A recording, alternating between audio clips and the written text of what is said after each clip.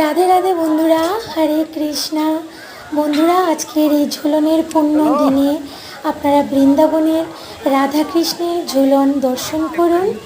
আর comment বক্সে অবশ্যই হরে কৃষ্ণ লিখতে ভুলবেন না। রাধে রাধে, হরে কৃষ্ণ।